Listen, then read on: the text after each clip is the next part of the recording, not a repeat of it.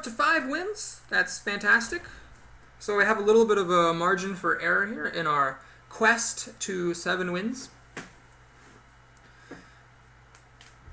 It is notable that I haven't faced any rogues yet. That's definitely the class that people complain the most about running into, and I haven't had any of those. I had, what, a hunter, a shaman, I think a couple of paladins.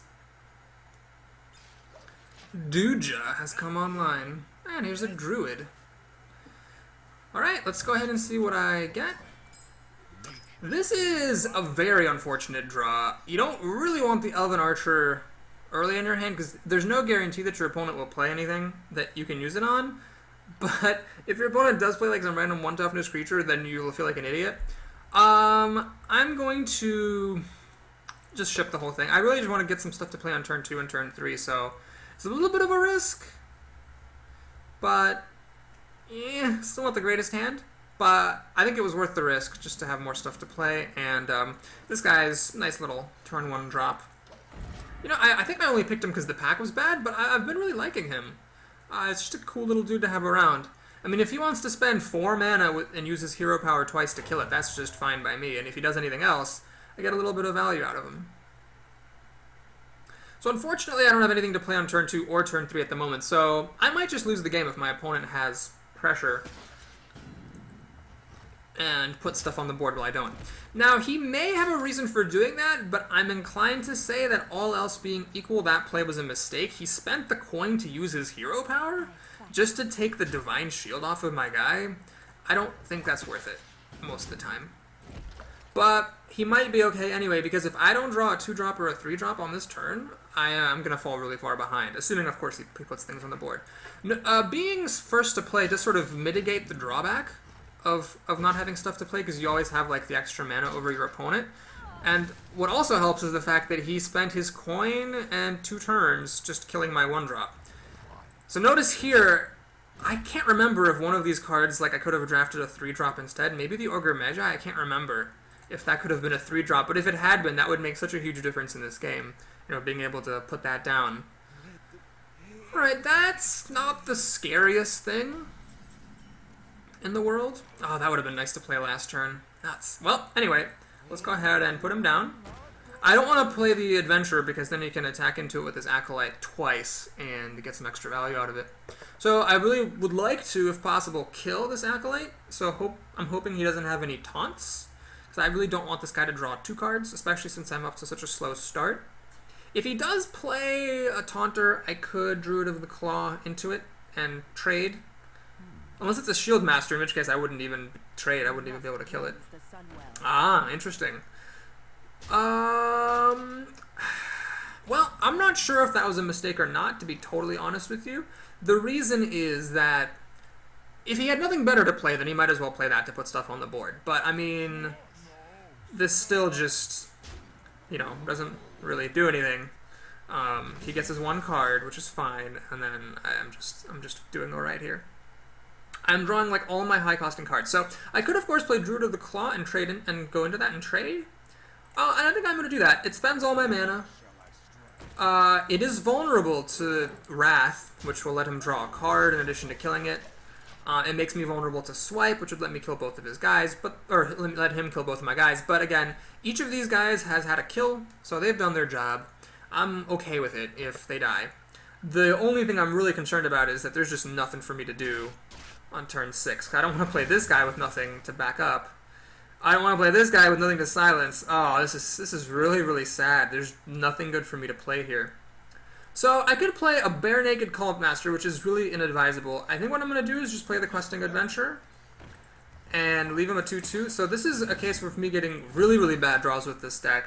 I have lots of like conditional things that don't synergize at the moment because I didn't have any early drops. I think if I had had a 3-drop or a 2-drop, you know, this guy could have been legit, this guy could have been legit. Oh my god, a Stampeding Kodo gets to actually kill my Questing Adventurer. That is so phenomenally bad. Alright, yeah, let's just go ahead and kill this thing. So now I'm on the back foot. I am absolutely 100% on the back foot here. You know, it's possible I didn't draft as well of a deck as I could have. It's possible that some different decisions in the draft could have put me in a better position here, but now I have a bunch of random 4-costing cards that I can't really even play. Alright, so at least he doesn't have anything good either, which is a plus. Let me think about what to do with my life. So what I'd really like to do is just put creatures onto the board so that my Cult Master can perhaps get some value. I could also do like this and the Defender, but I don't really... Yeah, he could still attack into it with what he has on the board right now, so it doesn't seem all that great. Swipe is obviously not that great, so I could silence him, but I don't see any point in doing that. I'd rather let him take damage first and you know, then silence him, so he'll have less health and less armor. So, yeah, I guess what we'll just do is play stuff onto the board. Let's do this. And, oh, there's still nothing actually good to play onto the board here. Alright, here's what I'm going to do. Oh man, I don't want to play this and waste the damage if I'm going to be wrathing his Crocodile. Oh, wow. This is definitely an underperformance for this deck. Alright. Let's deal the damage here, I suppose. And, use my hero ability. Oh man, this is really bad. Okay, so I'm hanging in because it looks like my opponent also had a not so great draw. I mean, as a Druid, he could be raffle stomping me right now, and the fact that he's not is very encouraging. On my next turn, at the very least, I should be able to play Spellbreaker and the Defender of Argus, which is fine. I'm guessing he's gonna like do this sort of a thing to get his guy berserked, not knowing, of course, that I have a silence. He's actually gonna kill the bigger threat, which is fine.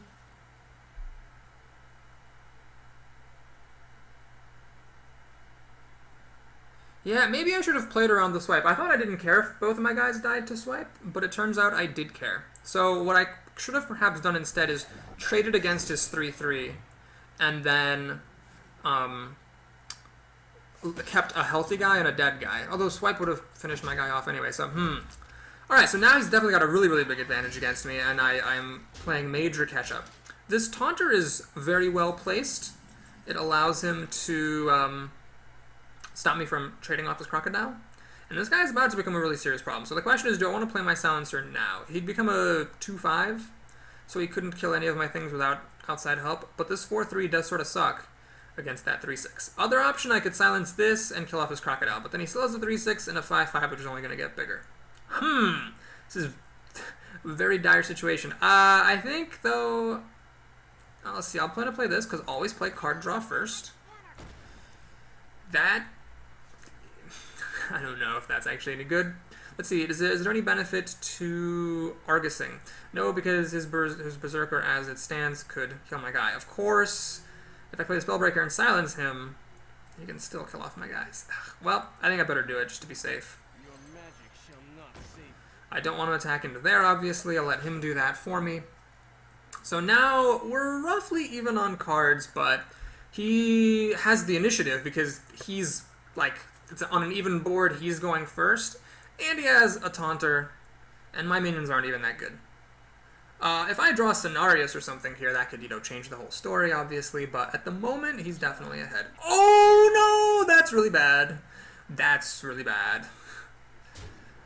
So he's going to get to draw some cards.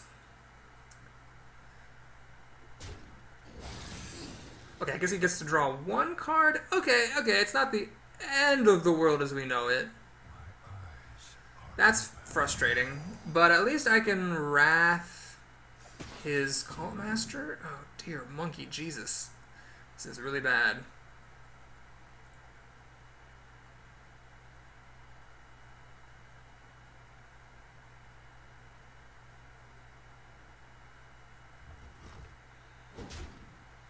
Alright, so he's choosing to save his guy, which is fair enough, I suppose. Alright, so what do I want to do with my life?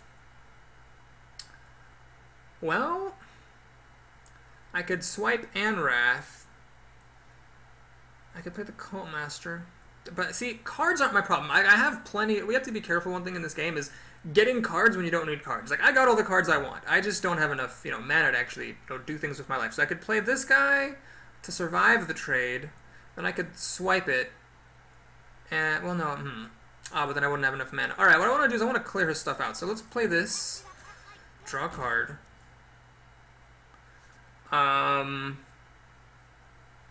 Actually, I guess I don't really need to play Swipe. I can just play Wrath. Yeah, Swipe is not that great unless I Swipe and Wrath for 1 damage. But there's actually no good targets. Well, yeah, let's just go ahead and... Oh, no.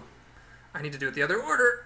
Okay, so let's see. Wrath, 1 damage, draw a card, another Wrath. Well, alright, let's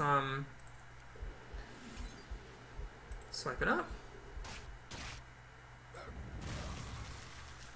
I still don't really want to attack into that because I didn't play a Cult Master, so I end my turn. Alright, so now, roughly even on cards, he has a dominating board position. But my odds of winning are not 0%. It just depends on the strength of what he plays. That's not a particularly strong play at this juncture. That's not a particularly strong play. I don't have any Starfalls, and I only have the 1 swipe. Oh, I see what he did there. Okay, so his guys are all going to come back as 2/2s, which is a bummer for sure. That puts him actually really hugely in the lead. Because I don't have any way to deal 2 damage to everything. But I'm going to hang on in there. I'm going to do my best. Let's see. So I could... God, this taunt has just been gold money, cash, dollars for him all game. It's stopping me from killing off any of his guys. I don't have any taunters, although I should probably make some with my dude. Let's see. So if I'm spending 4 mana on that, I have 6 mana to work with. I could play a Cult Master and this guy. Yeah, let's go ahead and do that, I suppose. Let's play this. Let's play this. Let's play this. That's really my one hope in this game, is that I can trade off creatures favorably at some point and draw some cards to catch up. But with all these guys coming back as 2/2s and him having a very reasonable number of cards and better board presence, it's going to be an uphill climb for sure. I essentially have to kill everything twice. Another possibility would have been... Oh, yeah, I should have played this and then Defender and not played the Crocodile. Because then I could have played this guy as a surprise and gotten cards off of him immediately. Instead, he got silenced. So now I'm in trouble.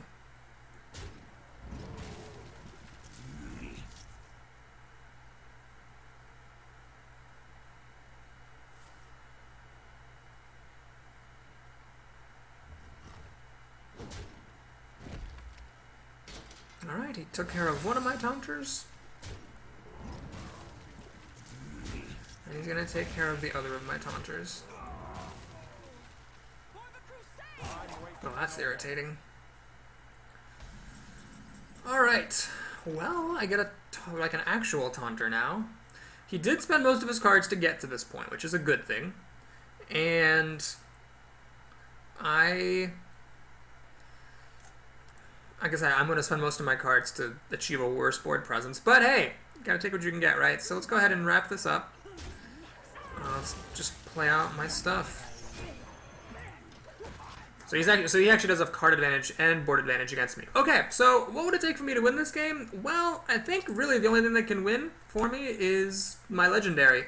Cenarius would be really great here for the 2/2 taunting trees. I mean, that kind of extra card advantage would let me trade off from most of the benefits that he got from that spirit card.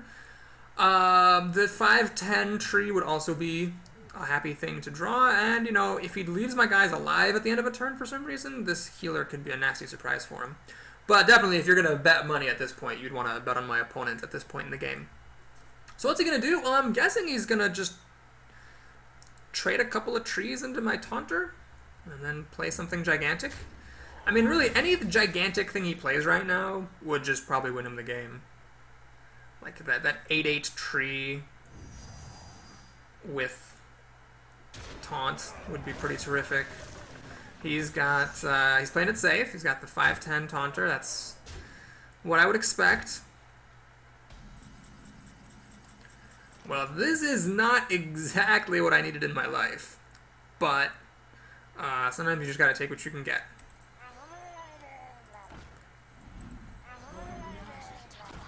There's nothing really great for me to wrath, so let's just go ahead and get some armor and call it a day. Okay, now I'm in deep territory. We've got the same amount of health. He's got more cards, more stuff on the board, better stuff on the board. Oh, and he got that thing. I don't know if it's possible for me to win at this point.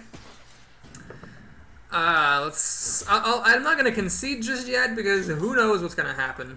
But you know, maybe he'll have a disconnect or something. But yeah, this game, unfortunately, I just this game was the game I had a really bad draw. He spent a coin to use his hero ability. Like if I had been able to put pressure on the board, then everything would have been pretty spectacular. But as it is, let's go ahead and get a life. Yeah, there's no profitable way to attack into that. Let's just pass the turn and let him continue his assault on my person. In fact, is he actually winning? Let's see, 8, 10, and then he's got 5, 8. Yeah, he's got the win here. So, in spite of playing the coin to use his hero ability to kill a 1/1 with Divine Shield, he ended up being a pretty good player and got a very well-deserved victory. So, this is one of those things where I think when you go into the arena, you can't expect to go 9-0. You know, you really want to kind of plan to go 7-3. You want a deck that can like lose sometimes if it gets bad draws, but wins if it gets good draws. I think what I see a lot of streamers doing is, you know, always going for these like really kind of conservative mid-range decks. And that may like mathematically be the better thing to do, but my personal style is I'd rather have a deck that wins if it gets lucky, might win if it gets unlucky, and then will lose if it gets unlucky a lot of the time. Rather than a deck that just always kind of needs to fight it out in a long slog in order to win. Oh no, it's the same guy! Oh, ball sacks, ball sacks, ball sacks. Okay, well at least my hand's not god-awful terrible this time. I have a 3-play, but I really feel like I need to be playing things on turn 2. Especially now that I know that his deck is quite solid. I would just really like to have things to play on turn 2. Alright, well, let's hope for the best. I do have, 2 opportunities to draw a 2-drop. That would have been great last game. It is not so great right here.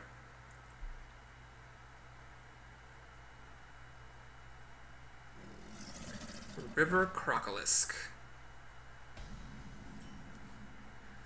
Well, this is 1 turn too late. If I had mulliganed my whole hand, I would have drawn this. So this would have been great on turn 1. Now it just dies to the crocodile, so it's obviously horrible. The Questing Adventurer also dies. So is it worth it to put out a coin to put this guy down? Well, I still can't play an Adventurer on turn 3 because this guy still trades into it, so the only way I'd be able to do that is if I were willing to commit to using this guy and the 1/1 he summons to trade with the Crocolisk. And the answer is maybe. Yeah, I think it's worth it.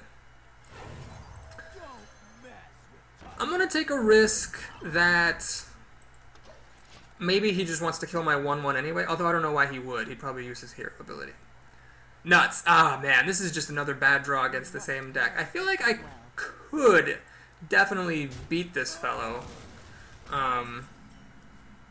if I would just get a nice draw. Okay, so I could play the Adventurer, but he's just going to die. So let's go ahead and take out one of his creatures. I'll use my hero ability rather than using the boar to do that, because I'll just like to keep the boar around. Ah, crap. So this is another bad draw, and knowing what I know of my opponent's deck, it might be another loss. So we'll see how it goes. What I could potentially do is, if I can play out the Adventurer, basically if I can play out this guy to give something taunt and then play the Pint-Sized Summoner where it's actually protected, then I might be able to hang in there. Alright, well this is actually really good against his board, so I'm happy to get a little bit of fortune. But yeah, we entered into the late game, or mid game, and going into the late game, and I've put on, 0 pressure on my opponent here.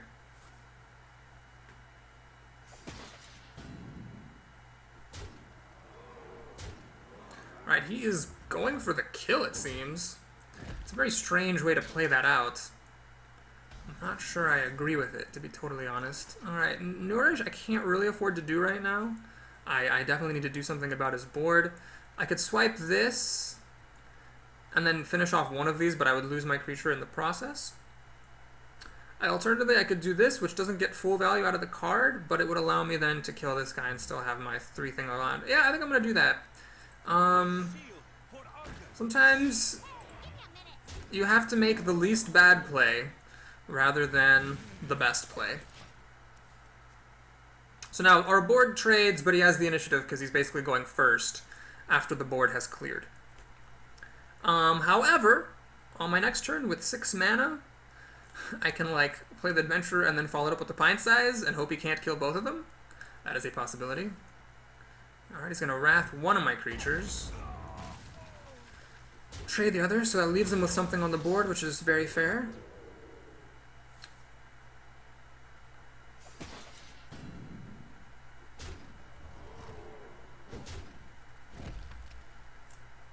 Alright, so I can't actually use this against either of these creatures. I could Hero Power attack and then swipe him to kill off both of his guys. But again, it would give him the initiative. So is there anything I can do that puts the initiative more in my favor? Well, I could play the Adventurer, and then I could play the Summoner, but he can actually kill both of them after that, and still he'll have the initiative, but I'll still have my removal spell. So the question is, how valuable do I think these guys are? I think actually they are less valuable than Swipe. So what I'm going to do is actually go for this plan.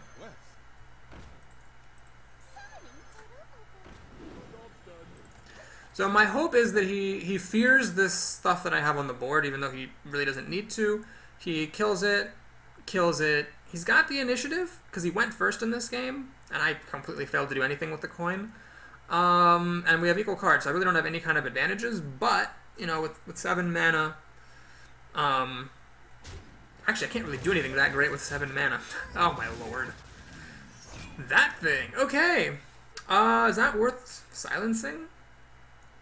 Perhaps. I know he's got, you know, the big trees, which I'll probably want to silence later.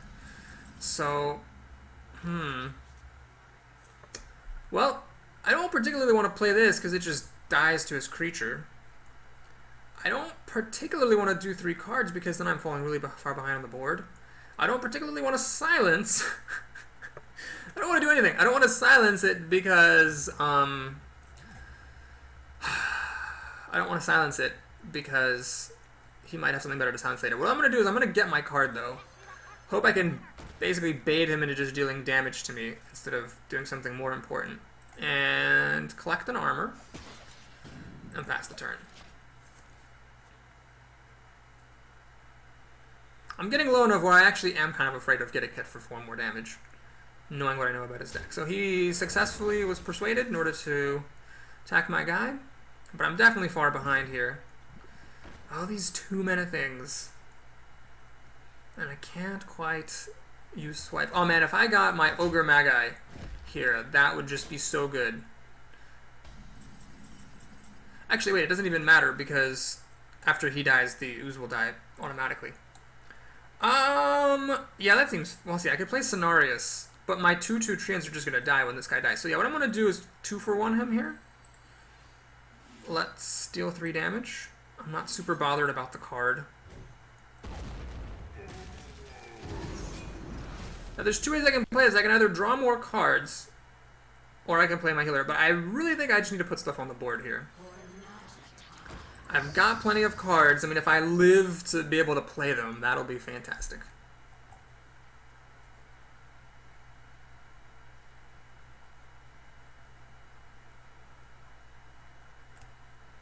Right, he's at 9 mana. He's at the point where he could play his tree. He could play his other tree. He's got good plays for sure. All right, he's got a 5/10 Taunter. That is something I am very happy to silence. Unfortunately, I don't have enough mana to play this, the Cult Master, and this guy, which would allow me to kill this. But I don't have any of my Pumper creatures unless I play Cenarius. No, that's terrible. Okay, here's what I'll do. I think. Let's silence this guy. So he's just a 5/5 now. He's still got the 8/8 tree in his back pocket, but I have Cenarius in my back pocket, and unlike him, he doesn't know that I have Cenarius, whereas I know that he has the tree. So I could Rifleman, shoot, trade, then I don't get a card from this, and his Loot Hoarder trades very profitably with my Rifleman. But then I'm up to the 3/3 on the board for him to deal with. If he plays his big dude, I can play my big dude. So the alternative is to play the Cult Master, trade, swing into this, not kill it. Yeah, that's a terrible plan. Jesus. Alright, I'm gonna do this then. Let's take care of this. Shattered Sun Cleric would have been so good there. Oh, I can kill his Loot Hoarder. How lovely. This is a little risky. This is what I was talking about, though, how the Druid's health gain kind of mitigates the fact that you're taking damage from killing off enemy minions, and that can be extremely important sometimes. Alright, if he plays his 8/8 tree, I'm honestly not that bothered by it. God, well, this is a tricky situation. So I'm getting pretty low on life. I have to start being very careful. This would let my dude survive. If I play the Cult Master, I can hit it like this and like this, get 2 cards. And then when it dies, the Cult Master will die. And I'll still have 6 mana, which is actually kind of an awkward amount of mana. What I really want is at the end of this turn to have stuff on the board. And I could play this, which would make things 3/3s, but then I'm certain he has swipe. I really don't want to leave things with 1 health, which is what would happen if I use this as a buff. So I could just swing into it and accept the fact that it's a 2-for-1. Or I could play the Cult Master and get my cards back and save Cenarius for a later day. But that's so unfortunate. Then I could play this. Well, then I could play Nourish and get a bunch of cards, I guess. And he'd have the initiative then, which is unfortunate. I could just accept the 2-for-1, go down to 13, and then play Cenarius on an empty board. I think, much as that hurts, I think that's what I want to do, just because that leaves me with stuff on the board. Make sure to click the right option. That leaves me with stuff on the board, and him with nothing. So he's responding to me. Now, if he does have Starfall, he can kill off all my stuff, and this will have been a terrible mistake, and I should have used the Panther as the buffer instead. But I didn't see it in the last game, so I'm hoping he just doesn't have it. He's got a Tazdingo. That is alright. If that's all he plays this turn, it will be a lovely day. Now, I can actually get 3 cards off of my Cult Master by swinging all this stuff into his Dingo, or I could maybe play a little more conservatively and just get 2 cards. I think that's probably what I'll do. Well, I feel actually okay now, because now I have Cult Master to give me cards, so I'm okay with 2-for-1ing, and I've got a swipe in case he plays annoying bullcrap like that. Oh, he's just using his hero power with his last 3 mana. That is terrific. Hey, hit my guys. Oh, he didn't hit my guys. Okay, well, this is really good now. This is, like, really, really good. I didn't win the game, but I definitely have an advantage. So what I can do here is the following. Let's do this. Draw a card. Let's do this. Draw a card.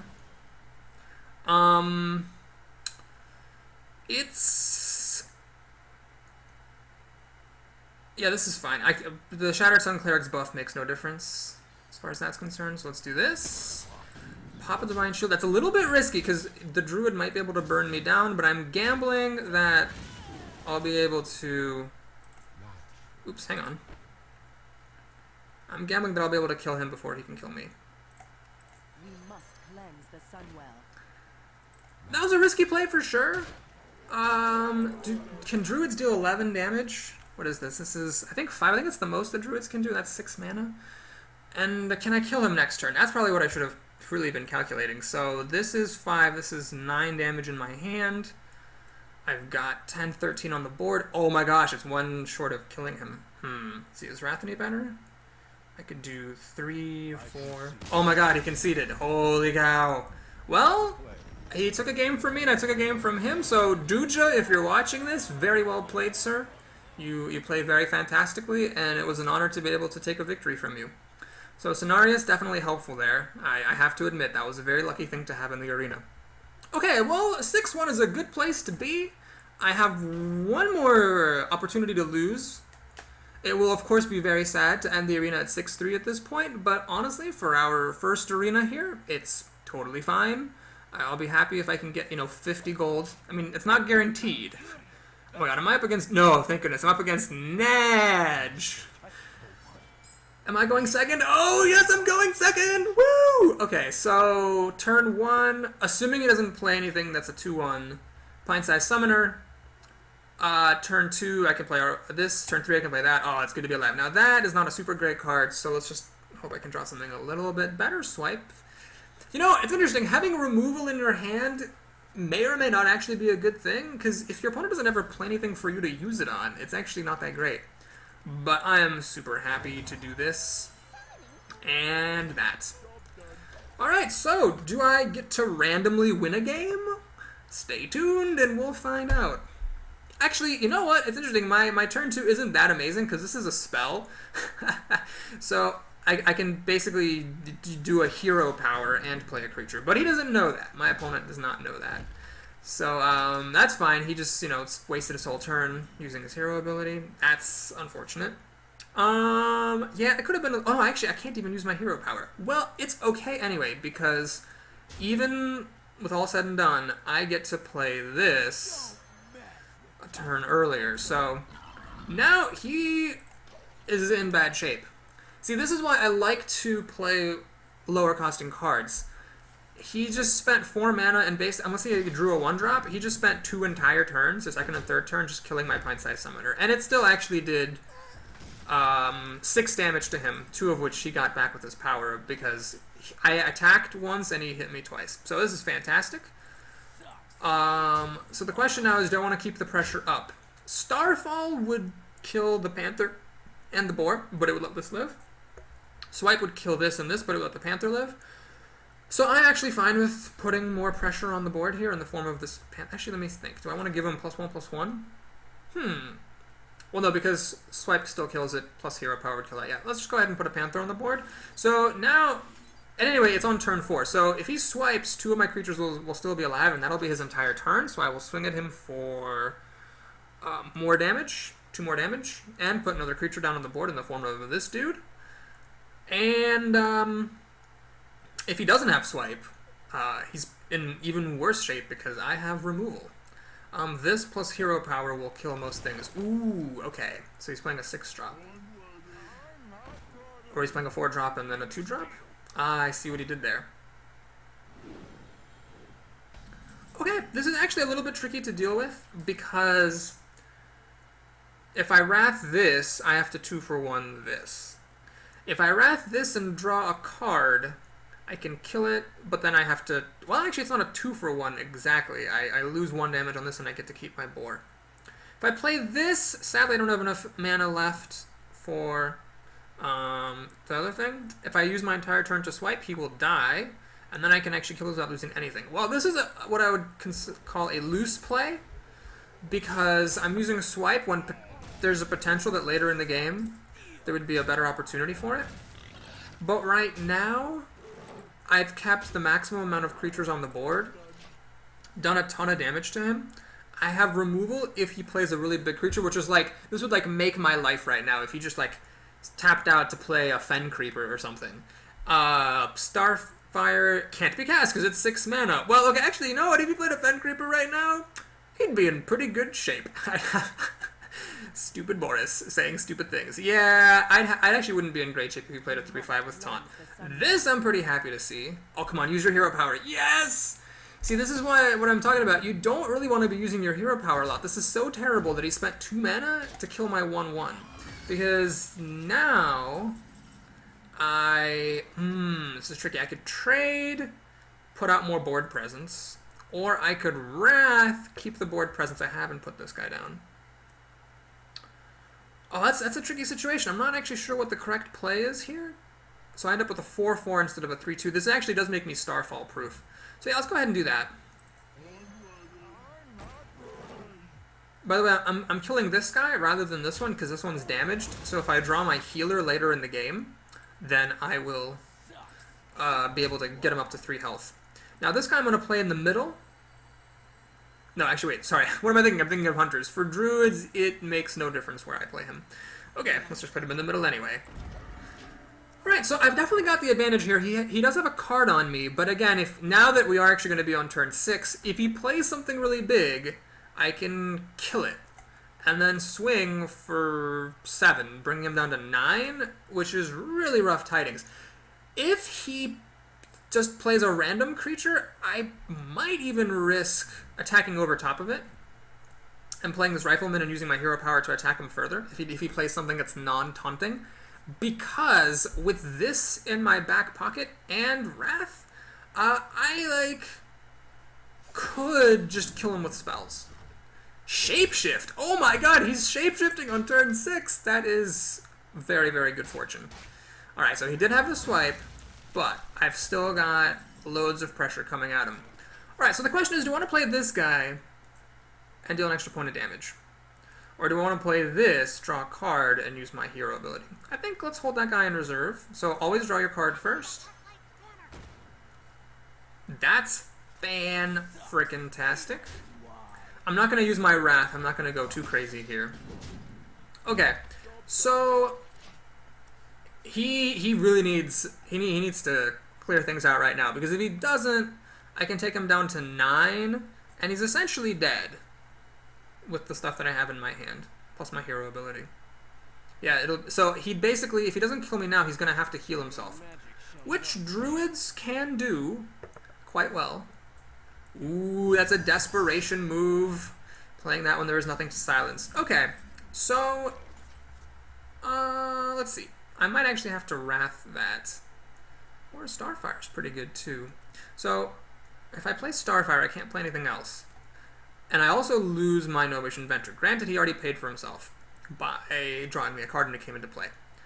Another possibility is to play this, which leaves me with 4 mana. So I could do, let's see, down to 6, down to 3.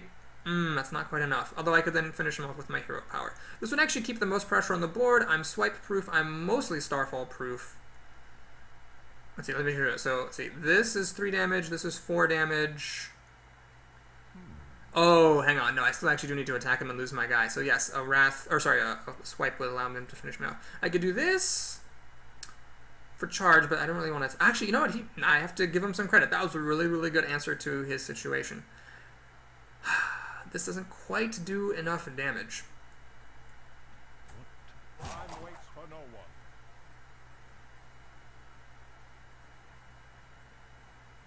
What I think I'm going to do is the following. I'm going to do this, like so. I'm going to attack into him, like so. Oh my god, I really got to hurry.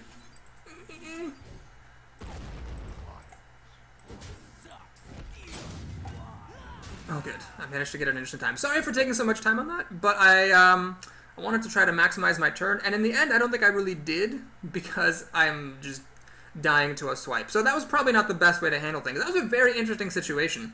And it just shows how complicated this game can be.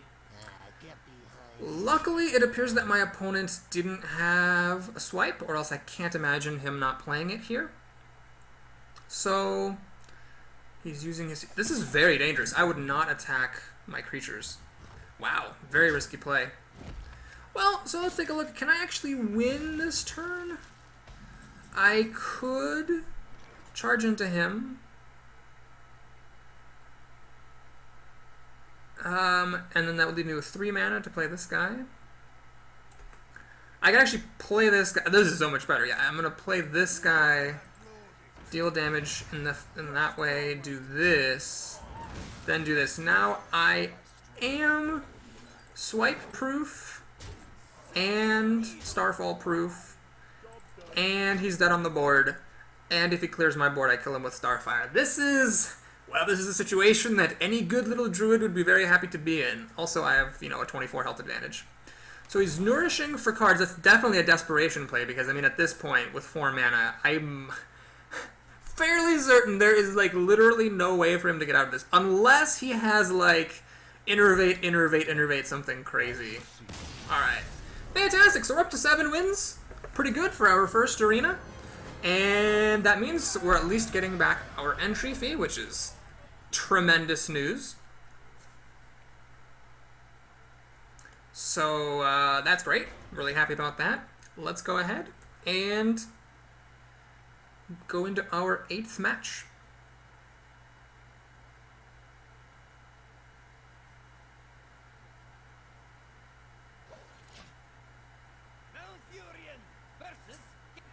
Oh, I don't think we've played against any warriors in this arena. Getting up to 7 wins in arena is kind of like getting tenure at a college where you like work your ass off, and then once you get it, you just like don't care anymore. So now I'm feeling really relaxed. I don't care if I lose these matches. What I want to do here, well, this definitely needs to go because it's just too expensive. By the way, this is a good tip for newer players. Always dump your like high, super expensive cards, because you might draw them again later when you actually can use them. If you don't draw them, so be it. But even if you don't draw them again, having them in your hand is terrible because it's like a dead card the whole game. So the question is, how much am I afraid of what a warrior might play? If he plays like a pint-sized summoner, then I'm the king of the world and I can wrath it. If he doesn't, then this is a dead card in my hand. But I would rather count on my deck to draw me what I need, especially because I do have a turn 1 play, and play it a little bit safer here. Which is funny because I know I talked about how I like to play a little bit more aggressively, but I don't want to just randomly lose a game because he played pint-sized summoner and I had mulliganed away my wrath. You know what I mean? You know what, though? I'm so silly. I'm putting this guy onto the board. If he does play pint-sized summoner, I can just kill it. So, perhaps that was actually a misplay and I should have just let that go. Well, now that I've drawn my other wrath, I don't see any reason to let this guy stay on the board. And let's do it. One interesting thing I found coming into this game after playing Magic the Gathering is that I actually overvalued removal for a while. So this is another good tip perhaps for the Magic players among us. When you play Magic and you draft, removal is extremely good because if creatures deal damage to each other, the damage goes away at the end of the turn. So being able to kill a creature is really fantastic. In Hearthstone, removal is still really good, but it's not quite as good because creatures deal damage to each other. All of your creatures are quote-unquote removal. So you don't want to go crazy getting removal. Alright, now that just, I think, needs to die. The only question is, how do I kill it? Well, I could use hero ability in this, but then that wouldn't be enough to kill it, so I'm just going to probably use my other Wrath. But, kids, remember, always draw a card first. That actually would have been pretty nice, so that I could... Oh man, I misplayed this. I should have not put the Pint-Sized Summoner in the middle, because now it's actually awkward for me to use Defender of Argus to protect him. So that could end up being a really significant factor in this game. But let's just go ahead, though, and kill this guy. Anyway, so if you're thinking like man boards, you're using these Wraths kind of loosely. If you think about it, you know, later in the game when the creatures are bigger, Wrath isn't going to get the job done. And right now, it's having a really big impact in the game. It's allowing me to keep a presence on the board. So yeah, this is actually, it's actually really unfortunate that I made that misplay, putting the Defender of Argus in the wrong place, because now I actually am going to be 1 mana short of playing him, and if I do play him, then the wrong thing is going to get taunt put on it. So what I'm going to do, though, is always draw first. Let's put the Gnomish Inventor over here so that later I might play the Argus Protector in between them. That is good, but I can't play it right now, so let's go for the lesser of many evils here. Let's do this. Let's do this. I'm perfectly happy to take some damage to my hero in exchange for keeping this Divine Shield on. Oh my god, I forgot to attack with my Summoner. Oops, that was a poor mistake. So yeah, that's pretty bad, but hey, you know, we all make mistakes sometimes. Alright, so he's got Heroic Strike to finally kill off my Summoner.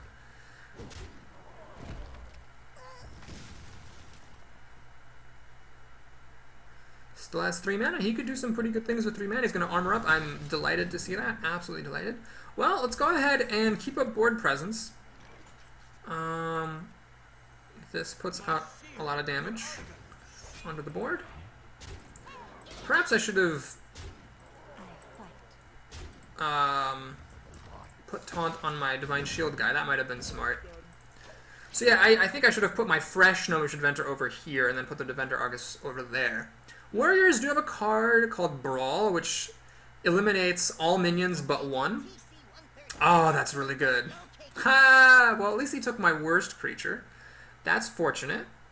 But the fact that I had chosen to keep Divine Shield on him is less We fortunate. must cleanse the Sunwell. Alright, so that guy just got buffed, which actually is significant because all my guys were 3, but I drew Elven Archer, which is pretty epic, so let's use that. Wait, hold on. Do I want to play this? Yeah. These guys have done their jobs at this point, so let's just go ahead and trade them off. So first, let's put that down. Oh no, oh man, you know, the fact that it moves around sometimes can really make a difference in the game. So let's do this. Let's trade off with my weakest guy and draw a card.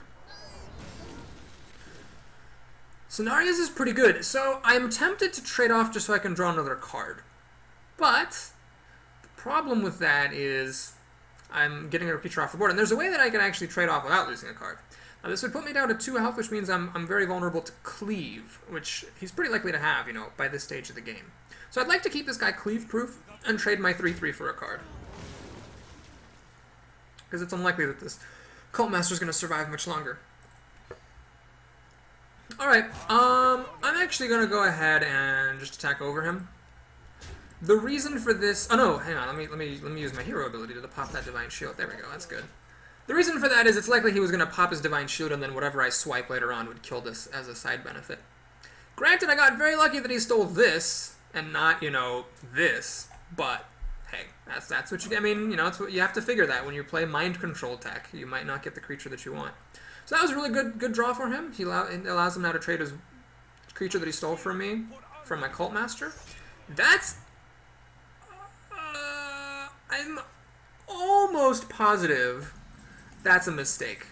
The reason I call that a mistake is he wants this Cult Master to die. This is such a fantastic card. It's ridiculously good. You need to kill it.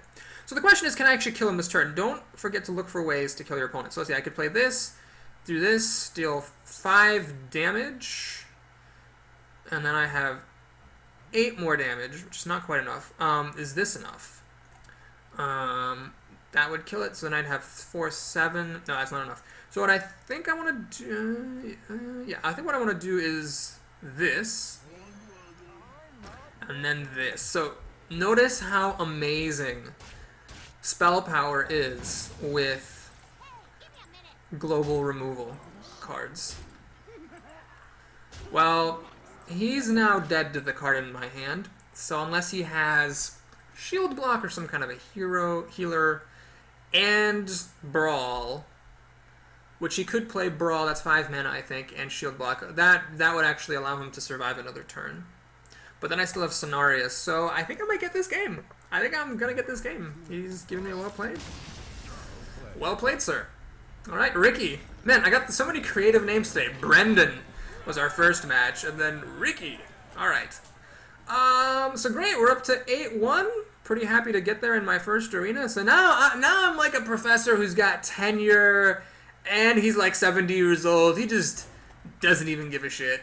And honestly, I'm actually really happy to lose at 8 because I've seen some statistics, and these are not like a huge sample size, so they might not be accurate over the long run, but I've actually saw a spreadsheet somewhere that showed that the average gold win for 8 wins is higher than for 9 wins. Because for 9 wins, you sometimes get an extra pack, you sometimes get like a gold thingy, whatever. And I don't care about packs. I don't really like playing Constructed that much, so I'd be just happy to lose here. Ombrecker! Oh my god, I know this guy. He does Hearthstone beta key giveaways on Reddit, and I wish I could chat in this game so that I could tell him that. Alright, I'm going to keep my Elven Archer around just in case I need it to kill off a pint-sized summoner or something with my hero ability. And lucky me, I actually got a 2-drop, which is fantastic. So, I'm definitely not going to play this on turn 1. That would be a little bit insane, especially because mages can kill it half. But I want to say greetings. I need an emote for I've seen you on Reddit, and I think you're a really cool guy. But unfortunately, that doesn't exist. Alright, let's go ahead and put a Panther on the board. See what I mean? Like, when you put this down on turn 2, if they don't have an answer for it, it starts dealing damage, it can trade off with their 3-drops. I mean, so many good things happen just by having a vanilla 3-2 on the board on turn 2. I think it's something that some players just underappreciate. Alright, he played a 2-drop. Now, if I don't get a 3-drop, I'll be happy to kill it just to maintain board control. I don't want to use Wrath to kill it, though. Let's use my Archer. You could argue this is a bit of a frivolous use of the Archer, but the thing is, I want to get it out while it has some value. I'd rather, you know, put the damage on him, get rid of his creature, put another thing on the board, make him tempted to use his hero ability to kill my guy and have only 1 mana left, so essentially wasting his turn. Then I play the Gnomish Inventor, draw a card. Now I've got a 3/2, a 1/1, and a 2/4 on the board. Ah, Cone of Cold, very good answer, so he'll be able to kill this next turn. I find that the mage's freezing spells are quite solid. Very easy to underestimate those. So I have an interesting situation here. I could play the Gnomish Inventor, which puts the biggest body onto the board and draws me a card, and uses up most of my mana. Or I could put out the Demolisher. The reason it's tempting to play the Demolisher now is that he has nothing on the board, so it could stick around and deal damage to his stuff. But I think I'm going to trust my instincts here and put the bigger body on the board and draw the card, simply because at the moment I'm a little bit more interested in building up pressure than I am in dealing 2 damage to his face. I'm really hoping he uses his hero ability to finish this guy off, and then he only has 2 mana for the turn, and then my 2/4 body will be superior to almost anything he can play on with just 2 mana. He does have the coin, I believe, so he could actually do something for 5 mana, which would put a dink in my plans. But I mean, if I Nourish, if he doesn't like put any pressure on me, I could just Nourish, and I don't know what's better, 3 cards? He does have a lot of cards, so the cards might not be that valuable. I could even do it for the mana, honestly. Depends on what I draw. Like if I draw Cenarius, I'd want some extra mana to help speed him out a little bit. Well, let's see what he decides to do. Interesting. I am not a fan of this creature. Oh, he's using the coin to kill off my guy. That's smart, because if he didn't do that, that would be very silly. Because I could just trade into his guy. This guy is just so easy to kill, and it's a 2/3 for 3 mana, which is not super great. Okay, so I could Wrath it to death. I could just ignore it and play Nourish. I could attack it and kill it with hero power, hero ability. So I could, of course, play this, make it a 3/5 and kill it without having to trade. The reason I'm not a fan of that is I don't have anything good to do with 2 mana. I mean, I could hero ability, but if I'm using the hero ability, I might as well just attack this. But then I have nothing better to do with 3 mana. Oh, I could play the Demolisher. Ah. Well, let's actually do it that way.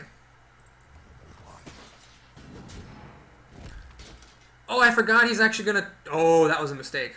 Oops. I screwed up. I totally blanked on the fact that he was gonna get more damage. So, I should have attacked with my Gnomish Inventor first so she could live and then attack and take more damage. But I did it in the opposite order, and so I lost my creature. So now I have a naked Demolisher on the board. This was a mistake. I definitely should have played that differently. I should have just clericed this, left 2 creatures on the board, and yeah, I would have used 2 mana inefficiently, but it's I think better than what I did.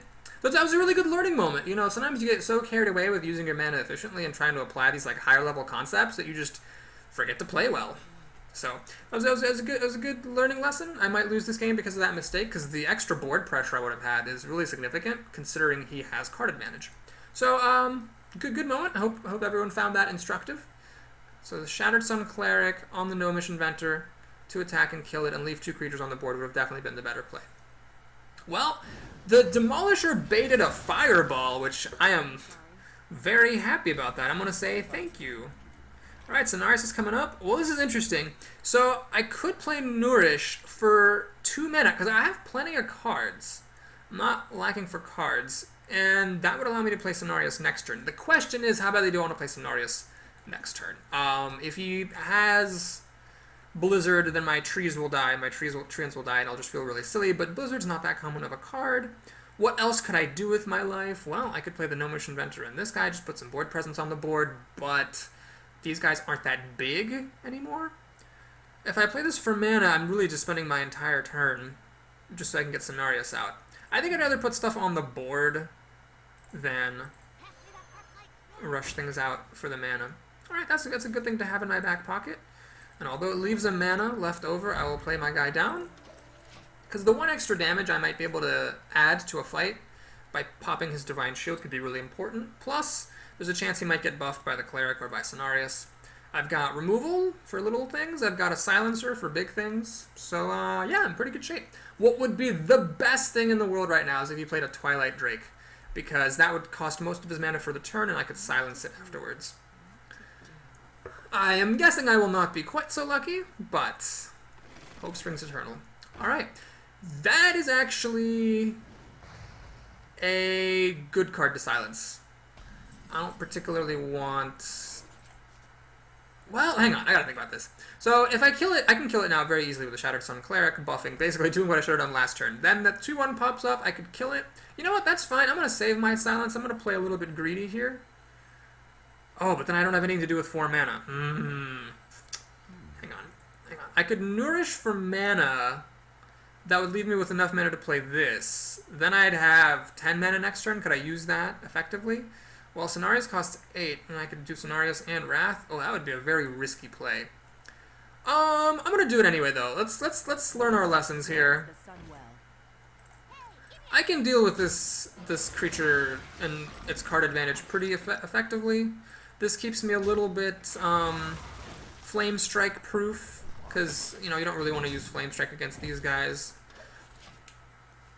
Flame Strike, I now realize, actually is quite good against Cenarius as well. I should have remembered that, because it kills off his trees and leaves him with only 4 health.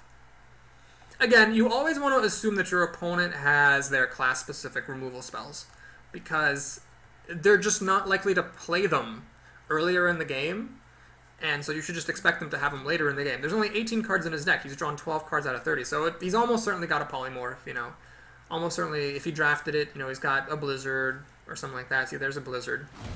Now, I don't mind this too much, because unless he drafted 2 Blizzards, he now has no answer for my trees. So he spent his entire turn and didn't clear my board. I'm perfectly happy about that. He also needs to pay 2 more mana in order to be able to finish this off.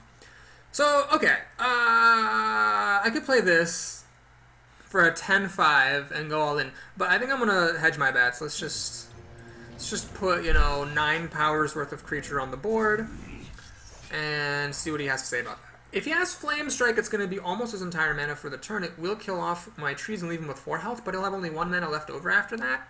So I hit him from 5, I play this, and I've got another gigantic creature.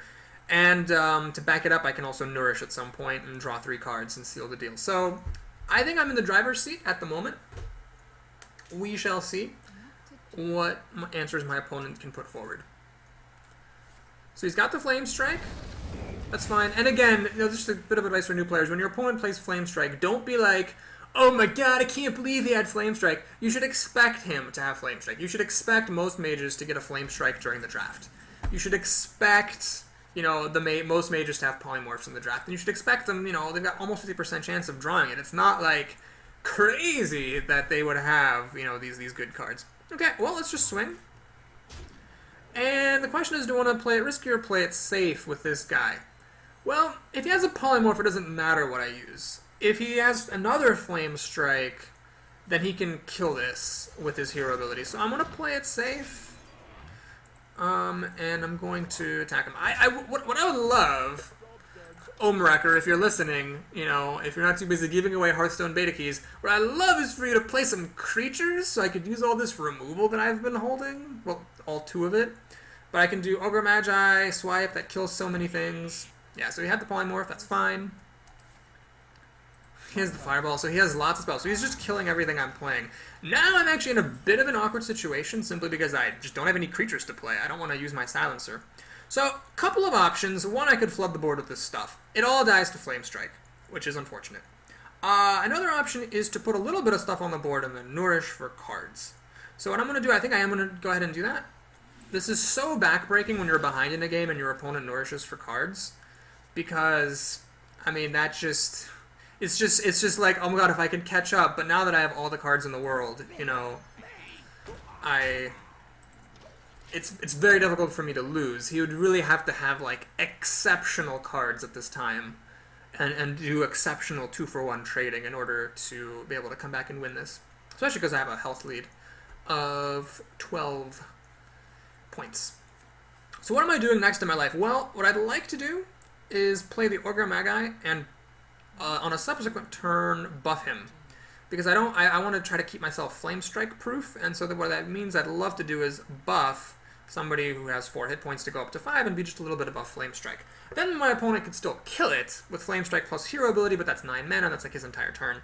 I'm fine with him doing that, especially because it means that my Smith will survive. Notice, by the way, this Smith, perfectly fine card. Survives Flame Strike, has a lot of hit points, deals pretty good damage. I mean, I'm fine playing this in my deck, and I think that I've seen people who just never take this on principle if they play a deck that has no creatures, or sorry, no weapons. But I think that's a mistake. All right, well, he's got pretty good answers. He has played so many spells. I can see he had a very good draft, which perhaps is why I'm playing him at 8 wins.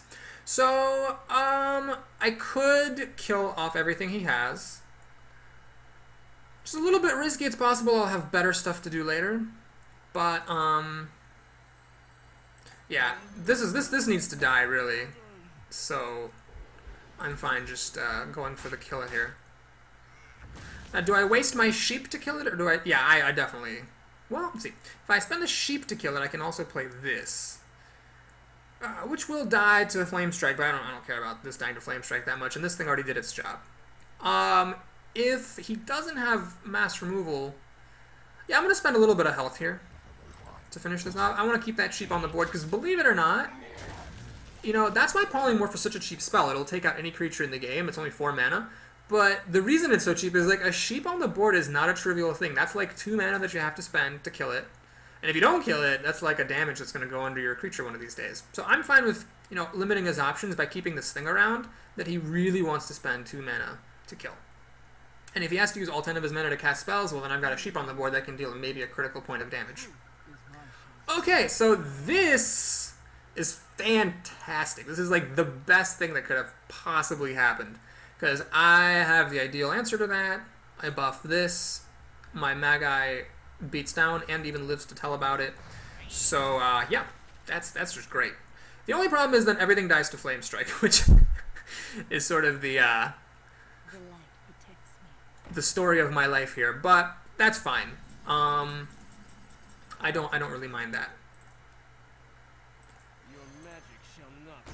This must be so painful to watch.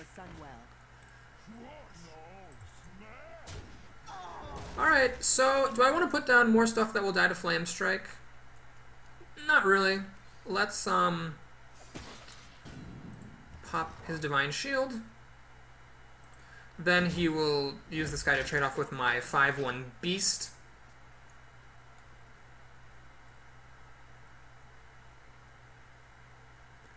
And if he doesn't have Flame Strike right here, which he might not have, I mean, he already played 1. He would have had to have drafted 2 and had both of them be in the top 17 cards of his deck. So if he doesn't have another Flame Strike, he's really in trouble here. Because this is, you know, 12 damage. Plus 4 is... Actually, he's dead. Well, no, this guy obviously was not going to survive, so that's clearly silly to think of him as being dead. But 7... He's down to 9. This is like 3 damage, so I need to deal 6 more damage to kill him. He's on a very, very short clock. This happens to be a matchup where I definitely would rather have a Shield Master than this Bodyguard, because the Shield Master is A, 1 mana cheaper, and B, has an extra hit point, and 5 hit points rather than 4 is very important when you're playing against mages. This guy I'm not that concerned about. This guy I'm not that concerned about. So he's spending almost everything he's got. He's like almost out of gas. And let's see, this is 5 damage... 3 damage, that's 8 damage, 8 plus 7 is 15, 16, I have the kill. So, the moral of the story, folks, is always check to see if you can kill your opponent. Of course, I mean, you know, you get so wrapped up in things like, oh yeah, let me play the Cult Master and trade favorably and draw a bunch of cards, which is nice and all, but it's even nicer to just win the game. Alright, I'm gonna have to give Omrecker a GG on Reddit, and there we go. That's the arena. So very happy with how my first arena turned out. Going 9-1 is certainly a fantastic start to anyone's Friday afternoon. Let's go ahead and see what I'm going to win. So I've seen people in the arena with 9 wins get just 150 gold and a bunch of dust, which is always a little bit sad because I don't care about crafting. There's my pack. Oh my god, see, this is why 9 wins might not be the best. I bet I wouldn't have had this crap at 8 wins. Another pack. I don't care about packs. Well, there's my entry fee. No dust, no dust, no dust. It's dust. Okay, well, definitely not the greatest outcome for my 9-win victory. All I got was my entry fee back, but you know what? I can't complain. I did get a nifty gold card that is, what is this, blue? What is that, a rare? I don't even know. I don't even care. And 2 packs. So thank you so much for watching this video. I hope that you enjoyed it, and I'll see you around at the next draft.